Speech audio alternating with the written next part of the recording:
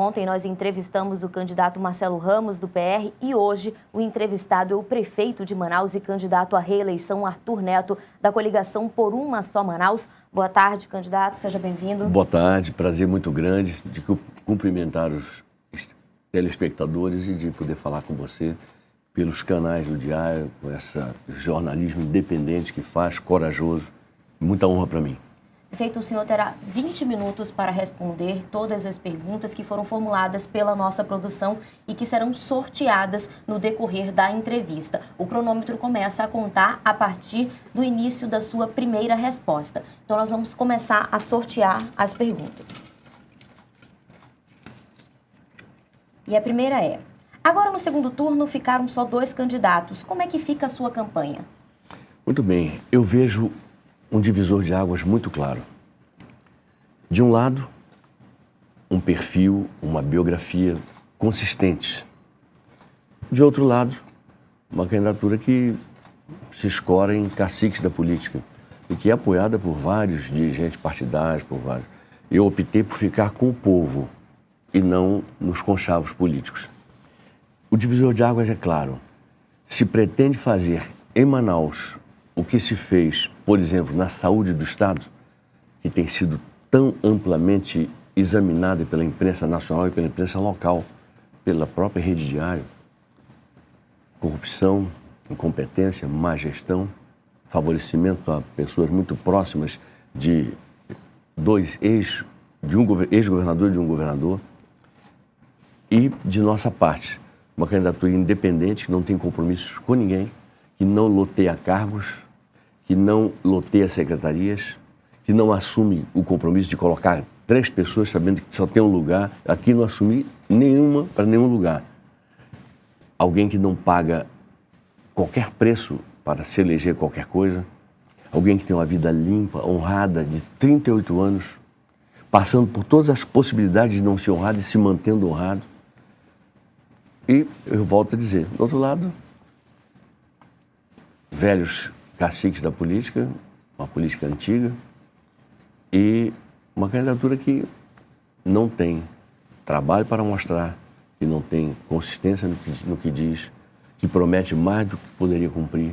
Eu vejo isso com muita clareza, eu estou tranquilo, como se diz, eu estou na minha, achando que o nosso povo, na sensatez histórica dele, ele vai saber muito bem separar o joio do trigo neste dia 30 deste mês. Vamos à próxima pergunta. O que o senhor pretende priorizar na administração caso vença a eleição, se a crise econômica não diminuir, pelo menos nos 2 primeiros anos da próxima gestão? E isso é que chama muita atenção em relação, por exemplo, ao meu adversário. Para ele não existe inflação, as contas que ele faz não tem inflação, dá para sair prometendo tudo, não sabe que o orçamento previsto para o ano que vem, que já está na Câmara sendo examinado, é 200 milhões de reais a menos do que o orçamento deste ano terrível de crise, que é 2016. Ou seja, 2017 será um ano de muitas dificuldades, de muito aperto. Vamos ter que cortar cada vez mais do custeio, eu já estou cortando no osso, para poder sobrar dinheiro para o investimento. Então, como é que eu pretendo sair desse impasse?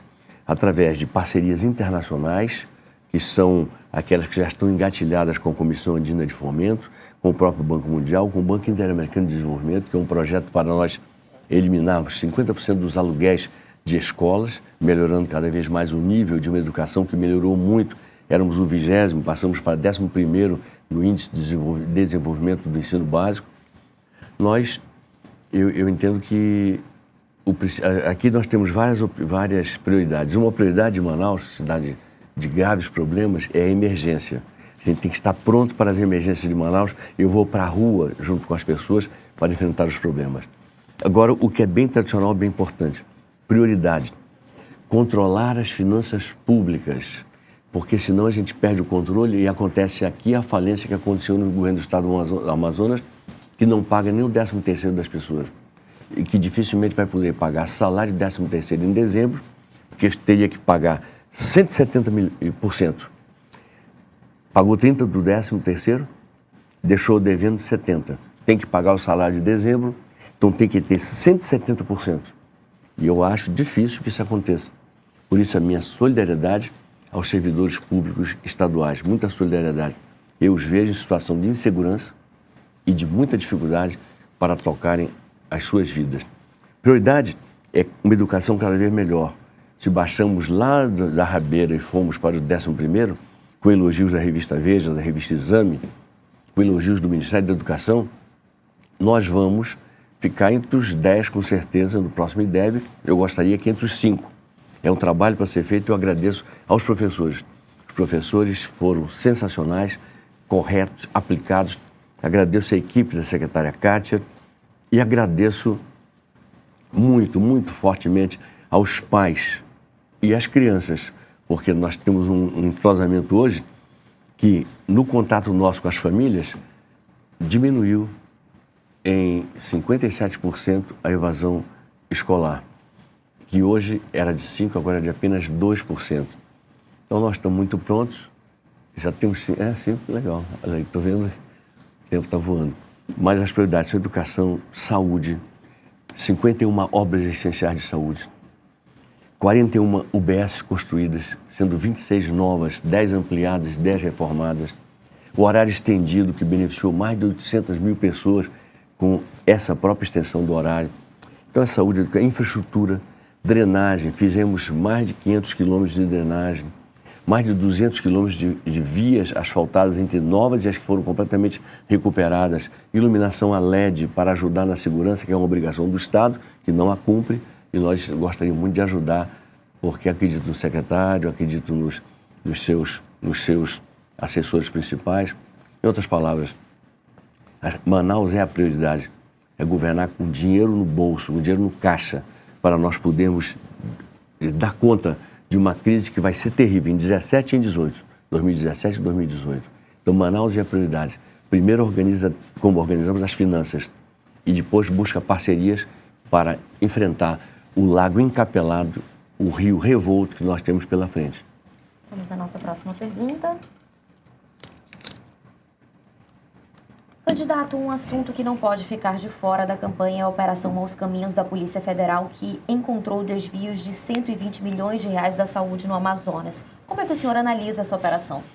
Olha, primeiro meus parabéns para a Polícia Federal e para o Ministério Público Federal, que foi quem, na verdade, acionou a ação dessa eficiente corporação que é a Polícia Federal.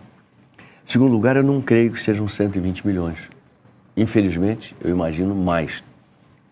Em terceiro lugar, os contornos, os desdobramentos disso são cada vez mais graves, cada dia mais graves, cada dia envolvem mais pessoas. Nós temos, de certo, o envolvimento de 2 governos, o passado do senhor Omar Aziz e o presente do senhor José Mello, envolvimento até familiar, complicado, uma coisa desagradável ao extremo, e me dá uma dor no coração muito grande. Acabei de fazer o Amazônia Live, que é o Rock in Rio Manaus, que vai virar uma tradição, se Deus quiser. Acabei de fazer o Amazônia Live.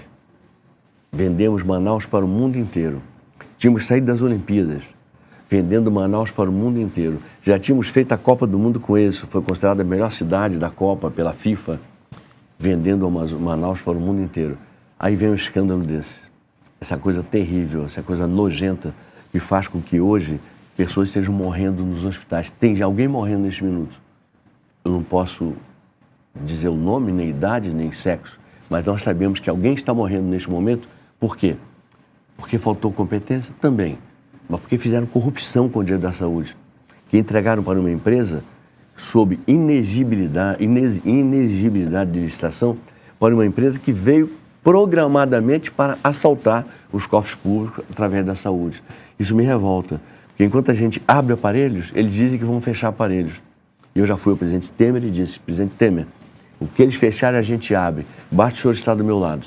Nós abrimos tudo que eles fecharem, porque nós não podemos permitir que continue esse desrespeito ao povo de Manaus. Enquanto eu trabalho para abrir espaço na saúde, tem gente que trabalhou para enriquecer a Paniguados e para fechar espaços de atendimento de saúde pública. É lamentável, isso com Manauara me machuca, como alguém que luta para elevar o nome da cidade e do estado, isso me machuca, me envergonha, e eu fico, como toda pessoa que toma conhecimento disso, eu fico revoltado, muito revoltado.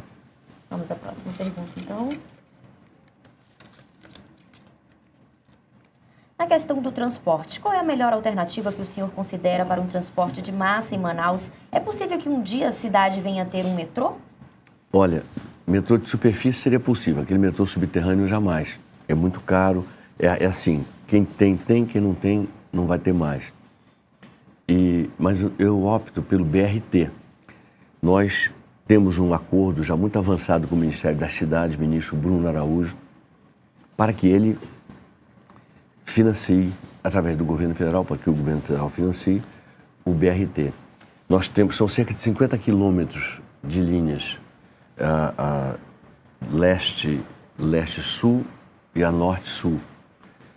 Nós pretendemos começar os trabalhos, depois de termos esse recurso, 1 bilhão e alguns milhões, porque o BRT, ele é uma obra necessária, mas complicada. É a menos complicada de todas, mas é complicada. Ele exige outros terminais de integração, o T6, o T7, o T8, o T9, mais 7 terminais de integração.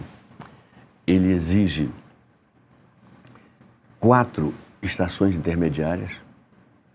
Ele exige obras de arte com passagem de nível e viadutos, que aí sim representarão o desafogo do trânsito. Os viadutos e as passagens de nível têm que ter alças. Elas não podem ser, como fizeram com o viaduto Gilberto Mesquinho, sem jogo de cintura, aquela coisa bonita, de certa forma útil e reta. Nós fizemos ali em frente a esse viaduto, ali no Coroado, nós fizemos os retornos das alças para dar flexibilidade a um gigante, que é o viaduto. O nosso 28 de março, feito com dinheiro só da prefeitura, única obra desse porte, feita só com a poupança da prefeitura, o 28 de março é assim, ele tem jogo de cintura, ele sai para todo lado, quer retornar, retorna, quer prosseguir, vai, quer ir para Itacoatiara, vai, quer voltar para o centro, volta. Então, muito bem, o BRT é o melhor. As conversas estão avançadas. Nós entendemos que isso eleva o patamar do transporte coletivo que está aí para um patamar novo, para um patamar outro. E pode ser que seja essa a solução. As grandes cidades, as grandes metrópoles, elas, inclusive investindo muito em trânsito, em transporte, como fez o Rio de Janeiro agora, muito apoiado pelo governo federal. Tinha Olimpíada, teve Copa do Mundo, teve depois o Pan-Americano no Rio de Janeiro, uma coisa impressionante. Mas a gente olha que ainda tem engasgo no trânsito, ainda tem problema no trânsito, mas o desafogo será muito grande. Nós temos que ter faixas segregadas e temos que ter essas obras de arte todas, essas novas estações. E acredito que será um grande salto de qualidade no trânsito de Manaus. Vou sortear a próxima pergunta. O governo federal está aprovando no Congresso o teto para gastos públicos. Como o senhor vê esse projeto e quais as consequências para a administração municipal? A questão é assim, o ideal seria que não precisasse do teto, mas o teto não é uma medida ruim, é uma medida necessária, porque senão os gastos públicos comprometerão a capacidade de investir do país. A crise é muito grande, é muito feia, é a mais grave da história econômica brasileira. É preciso ter austeridade, contenção de gastos para nós fazermos sobrar dinheiro para o investimento. Eu não sou contra, entendo que é uma medida amarga, mas não sou contra, porque tudo que o Brasil precisa fazer é se livrar da crise fiscal que foi herdada pelo presidente Temer. É procurar ter a restauração do seu crédito internacional, da sua credibilidade internacional. A gente vê o que aconteceu com a Petrobras. A Petrobras virou farelo. Nós temos que recuperar a credibilidade da Petrobras para qualquer fim. E do Brasil enquanto economia, enquanto país também. Vamos à próxima pergunta.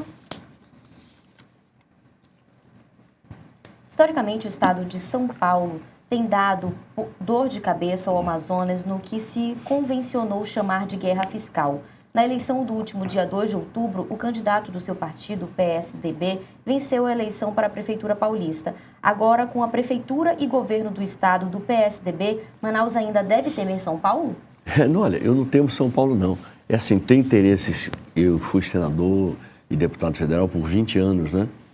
E líder de governo, líder de oposição.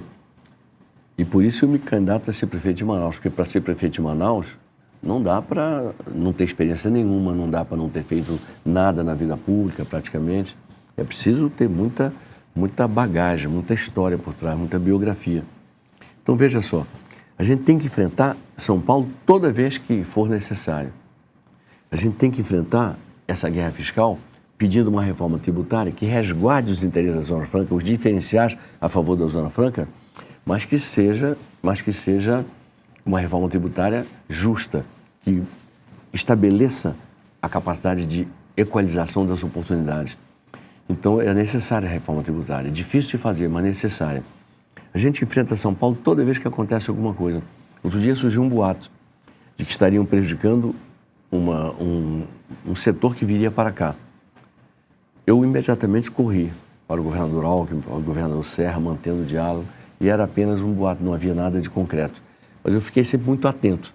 E digo mais, para governar Manaus é fundamental se ter conhecimento da Zona Franca e se ter conhecimento das dificuldades que enfrenta o município, enfrenta o Estado, quando a arrecadação cai, por crise na Zona Franca. Em outras palavras, é preciso, para ser prefeito de Manaus, também ter feito alguma coisa pela Zona Franca. A ideia da prorrogação foi minha, primeiro por 10 anos, que era possível na época, depois uma PEC, proposta de emenda constitucional, por mais 50 anos. Aí a presidente Dilma veio, fez uma PEC do próprio governo federal, não tem problema, eu não queria autoria de nada, eu queria a prorrogação, mas eu dizia que não bastava só a prorrogação. Era preciso investimento em internet, investimento em telefonia celular, investimento na estrutura física da gente aqui, era preciso nós termos inovação tecnológica sendo praticada, P&D, pesquisa e desenvolvimento, que é uma obrigação das empresas, investidos de verdade nessa inovação tecnológica, novos produtos, no aperfeiçoamento do nosso processo produtivo, tudo isso. Então, eu entendo que São Paulo deve ser visto sempre com muito cuidado, porque São Paulo quer tudo. São Paulo, assim, é um estado enorme, seja quem for que o governe, quer tudo. Acha que o Brasil pertence a ele. E eu entendo que o Brasil pertence aos brasileiros e pertence muito especialmente ao brasileiro mais resistente, aquele que guarnece a região mais rica do mundo em potencial para o futuro, que é a Amazônia. E a capital da Amazônia é Manaus. Então, muita atenção sempre. Eu jamais deixaria de ter atenção em relação a quaisquer manobras que prejudiquem a arrecadação da minha cidade. Vamos à próxima pergunta. Caso o senhor seja reeleito, o que pretende mudar na administração municipal para enfrentar mais 4 anos de gestão? Ah, sim. É fundamental a gente estar sempre se reinventando, sempre. Fizemos uma semeadura e vamos fazer agora, se Deus quiser, e a vontade de Deus é que vai prevalecer, Ele haverá de proteger Manaus da aventura, da inexperiência, de caminhos que não são tão bons, talvez maus caminhos, vai prejudicar, vamos proteger a cidade sempre. Mudar, a gente muda a cada momento. Eu faço uma experiência, por exemplo, com faixa azul. Aí eu vou no local, percebo que não está dando certo, eu mando suspender. Por quê? Porque em determinada via teria que haver a desapropriação de terras e o alargamento da pista. Eu estou sempre pronto para aprender com as pessoas. Quando eu converso com alguém, se alguém puder aprender alguma coisa comigo, ótimo. Eu fico muito honrado e muito feliz. Mas eu sempre observo as pessoas nas conversas e procuro aprender com elas. Todo mundo tem o que me ensinar. Todo mundo tem. Eu sou um aprendiz eterno. Então, eu vou procurando aperfeiçoar os métodos. Agora, o que nós queremos, o que vai mudar, que nós temos apoio do governo Temer, temos apoio federal, nós temos bom trânsito com os organismos internacionais. Então, nós temos tudo para, com a nossa poupança, a nossa capacidade de resistir e fazer Manaus caber dentro do orçamento, com saúde fiscal, portanto, nós podemos dar respostas mesmo em tempo de crise. Crise feia, que exige timoneiro com pulso forte, e exige timoneiro com experiência para atravessar dificuldades e chegar do outro lado do rio com a nossa tripulação toda em segurança. Vamos à próxima pergunta. O senhor tem algum projeto, alguma obra ou ideia que venha, no caso de Vitória, marcar o seu governo nos próximos 4 anos? Qual seria? O senhor tem 20 segundos para responder. Ah, sim. Olha, Ponta Branca, por exemplo, que é uma ponta negra, de águas negras também, só com o nome de Branca, lá no Puraquequara, por ali. Com dinheiro da prefeitura, não seria possível. Com dinheiro da Comissão Andina de Fomento. O senhor tem agora 1 minuto para suas considerações finais. É só agradecer, parabenizar a rede pela sua independência, agradecer por toda a sua atenção e dos telespectadores e dizer que confio muito na vitória. A vitória da sensatez, da experiência, a vitória de quem crê em Deus, a vitória de quem trabalha com afinco, de quem não foge dos problemas e que é capaz de projetar um futuro com sonhos, mas sonhos realizáveis, eu repito, que caibam no orçamento. Muito obrigado e é 45. Muito obrigada, prefeito. Olha, só lembrando a você de casa, se você quiser assistir novamente a essa entrevista, além da TV Diário está transmitindo, você pode conferir no Facebook da Rede Diário, também na Record News Manaus e também no da D24AM e no portal D24AM. E eu conversei com o prefeito de Manaus, candidato à reeleição, Arthur Neto, da coligação Por Uma Só Manaus. Muito obrigada pela sua presença. Muito obrigado. Agradeço eu.